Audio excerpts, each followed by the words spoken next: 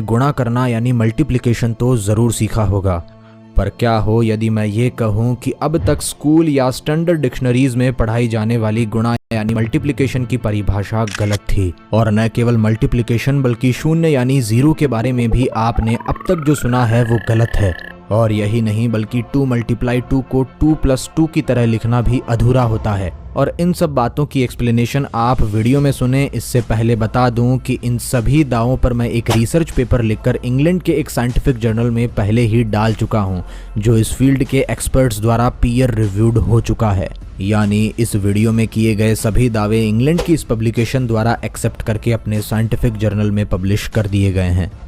और इस शोध में किए गए सभी क्लेम्स का बेस है भारत के संस्कृत ग्रंथ तथा 5वीं सदी के ब्रह्मगुप्त की मैथ्स। मित्रों, आज तक आपने 2 × 2 को 2+2 की तरह लिखा होगा, यानी 2 × 2 का अर्थ है 2 को 2 बार जोड़ना, जैसे 2 × 3 का अर्थ है 2 को 3 बार जोड़ना। और ऐसा ही कुछ ऑक्सफोर्ड की डिक्शनरी मल्टीप्लिकेशन को समझाते हुए लिखती है to add a number to itself a particular number of times, यानी किसी संख्या को खुद में ही कुछ बार रिपीट करके जोड़ना। और कुछ ऐसी ही डेफिनेशन कैम्ब्रिज की डिक्शनरी भी देती है।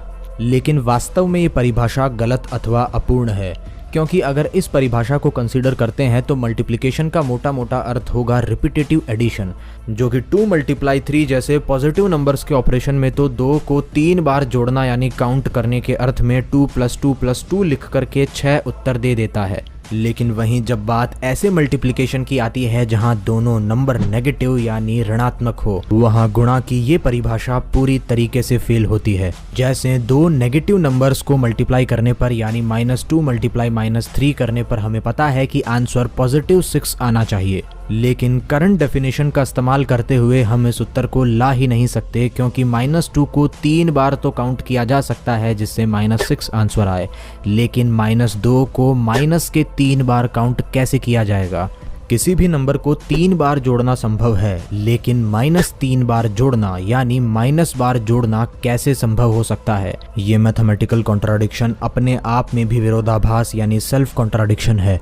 हालांकि ऑक्सफोर्ड की इस मल्टीप्लिकेशन की डेफिनेशन में केवल एडिशन को कंसीडर किया जा सकता है, लेकिन फिर भी अगर -2 × 3 में जहां प्लस का साइन आ रहा है वहां माइनस लगा दिया जाए, क्योंकि यहां -2 × -3 है, तो भी आंसर राइट नहीं आता। यानी -2 -2 यह लिखने पर भी उत्तर +6 की बजाय +2 आता है।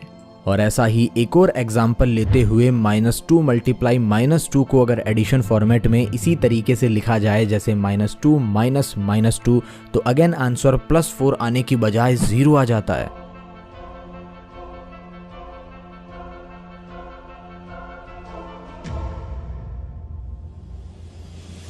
यानी ऑक्सफोर्ड कैम्ब्रिज की परिभाषा चिन्हों में तमाम बदलाव करने के बाद भी नेगेटिव मल्टीप्लिकेशन को समझाने में फेल है। वहीं यदि इन परिभाषाओं को लिटरली ले लिया जाए तब तो ये केवल रिपीटेटिव एडिशन करने की इजाज़त देगी, जिसमें दूर दूर तक कोई संभावना नहीं कि नेगेटिव मल्टीप्लिकेशन में ये परिभाषाएं पास हो। और इस बात को स्वीकार करने में तो अधिक विवाद होना भी नहीं चाहिए, क्योंकि इस रिसर्च पेपर के आने से पहले ही बहुत सारे मैथमेटिशियंस और कुछ math learning websites clearly mention कर चुकी है कि -2 × -3 जो कि एक नेगेटिव ऑपरेशन है वो मल्टीप्लिकेशन की परिभाषा में कोई सेंस नहीं बनाता। जबकि डॉक्टर जेम्स स्टैंटन की ये वेबसाइट जीडे मैथ्स साफ क्लेम करती है कि इस तरह के उदाहरणों में मल्टीप्लिकेशन का रिपीटेड एडिशन के कॉन्टेक्स्ट में कोई मतलब ही नहीं बनता है, और इस बात को साफ स्वीकारते हुए लिखती है कि must fail at some point to explain. यानी अब इस बात में कोई संशय नहीं कि मॉडर्न मैथमेटिक्स का मल्टीप्लिकेशन ऋणात्मक गुणन को समझाने में असमर्थ है। तो आइए इस समस्या के समाधान हेतु अपनी दृष्टि करते हैं प्राचीन भारतीय शास्त्रों पर। मित्रों, अगर 5वीं सदी के गणितज्ञ ब्रह्मगुप्त की माने तो नेगेटिव और पॉजिटिव नंबर ही आज की कॉमन अंडरस्टैंडिंग से काफ़ी अलग अर्थ बनाते हैं, और वहीं 0 यानी कि शून्य जो सारी मैथमेटिक्स का बेस है, उस पर भी प्राचीन भारतीय परंपरा में कुछ अलग विचार हैं। और इसी क्रम में ब्रह्मगुप्त के ब्रह्मस्फुट सिद्धांतम, महर्षि पाणिनि के अष्टाध्यायी और महर्षि दयानंद के अष्टाध्यायी भाष्य तथा ऋग्वेदादि भाष्य भूमिका में उनके द्वारा शून्य को जिन अर्थों में लिया गया है, उन्हें पढ़कर पता चलता है कि भारतीय परंपरा में शून्य की व्याख्या भी वैसी नहीं है जैसी आज अधिकांश भारतीय और पूरी दुनिया मानती है। और इन्हीं भारतीय सिद्धांतों को ध्यान में रखते हुए मैंने इस रिसर्च पेपर में गुणा की परफेक्ट डेफिनेशन को प्रपोज किया है, जहां अब मल्टीप्लाई की भारतीय यानी पूर्ण परिभाषा होगी टू ऐड और subtract A number to 0 for a particular number of times. यानी ऑक्सफोर्ड कैम्ब्रिज के डेफिनेशन में उस संख्या का रिपीटेड ऑपरेशन खुद में ही यानी इटसेल्फ में किया जाता है, वहीं हमारी भारतीय डेफिनेशन के अकॉर्डिंग उस संख्या का रिपीटेड ऑपरेशन खुद में न करके 0 में किया जाता है।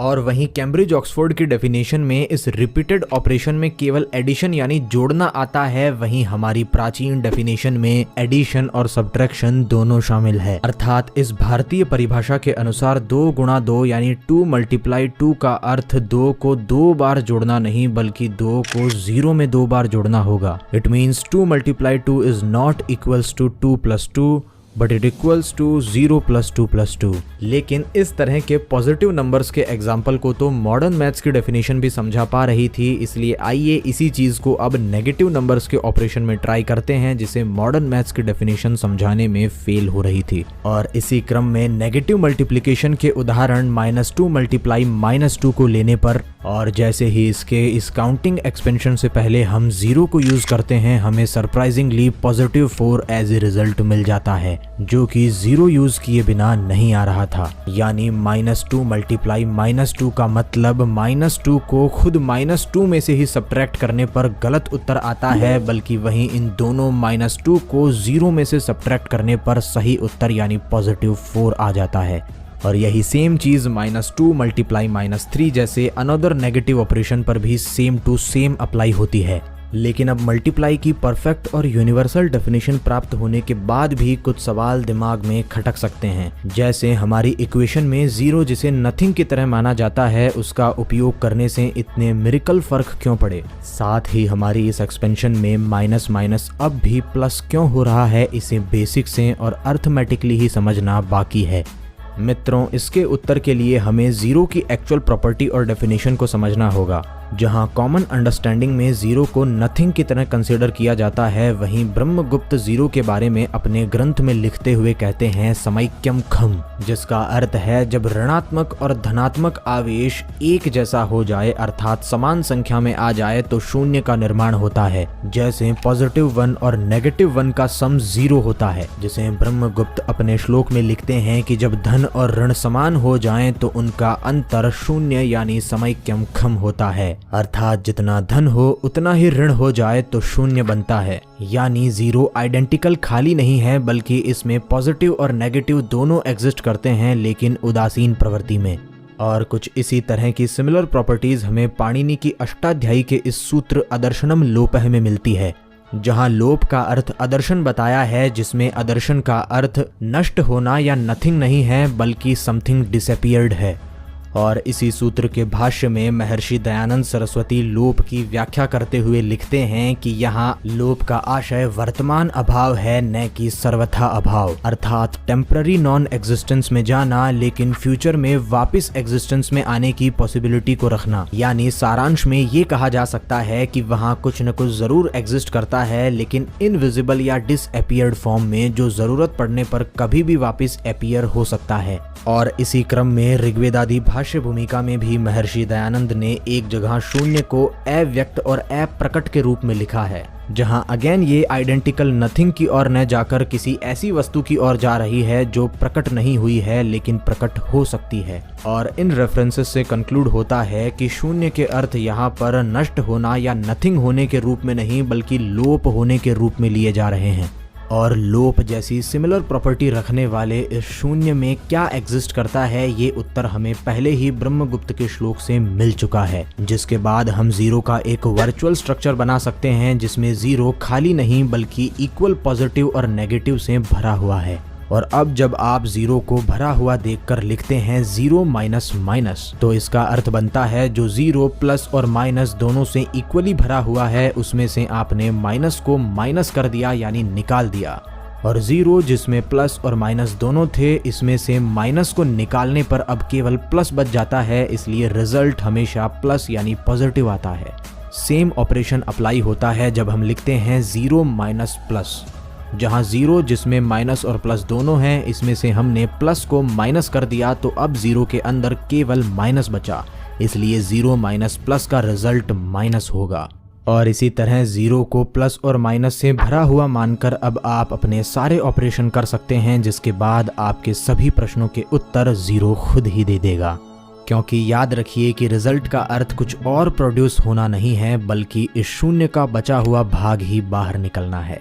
और हाँ, ध्यातव्य ये है कि वेस्टर्न प्रोफेसर्स ये खुद एक्सेप्ट करते हैं कि गणित के सभी बेसिक एक्सियम्स ब्रह्मगुप्त से ही लिए गए हैं, लेकिन परफेक्टली न लेकर अधूरे रूप में ये आज की इस वीडियो से साफ होता है, जिसे पूरा और परफेक्ट करने के लिए हमने ये रिसर्च पेपर लिखकर मॉडर्न मैथ्स की इस भूल को इंडिकेट कर दिया है।